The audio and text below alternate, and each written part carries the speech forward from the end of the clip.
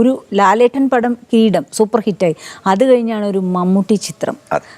എന്തുകൊണ്ടാണ് ആ ഒരു കണക്ക് കൂട്ടലുകൾ തെറ്റിയത്, അല്ലെങ്കിൽ വിചാരിച്ച അത്ര ഒരു ഹിറ്റാവാതെ പോയത്? സിനിമയെ ഞാൻ നേരത്തെ സൂചിപ്പിച്ച ഈ സമയത്തിൻ്റെ ഒരു വലിയ ഘടകം സിനിമയിൽ ഇമ്പോർട്ടൻ്റ് ആണ്. അതിന് ഈ സ്റ്റാലിൻ ശിവദാസ് എന്ന ചിത്രം തന്നെ നമുക്കെടുക്കാം. എനിക്ക് വേണ്ടി അതിൻ്റെ സംവിധായകൻ ടി എസ് സുരേഷ് ബാബു ഏറ്റവും മിനിമം ബഡ്ജറ്റിലാണ് പടം തീർത്തത്.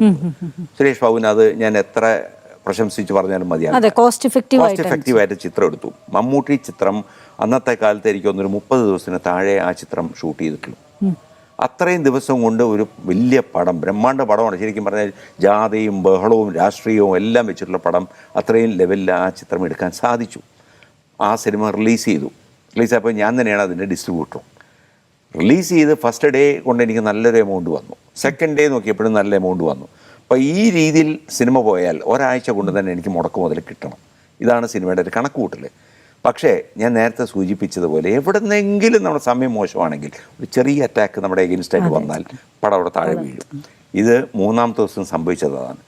അന്ന് ഒരു പ്രതീക്ഷയില്ലാതെ പെട്ടി മാറ്റി വെച്ച് ഇന്ന് ഈ അടുത്ത കാലത്തൊന്നും റിലീസ് ചെയ്യില്ല എന്ന് വിചാരിച്ചിരുന്ന പത്രം എന്ന് പറയുന്ന സിനിമ, സുരേഷ് ഗോപിയുടെ ഒരു മനോരമയൊക്കെ ആയിട്ട് വലിയ അന്ന് കോൺട്രവേഴ്സിയൊക്കെ നടക്കുന്നൊരു സാധനമായിരുന്നു അതിൻ്റെ.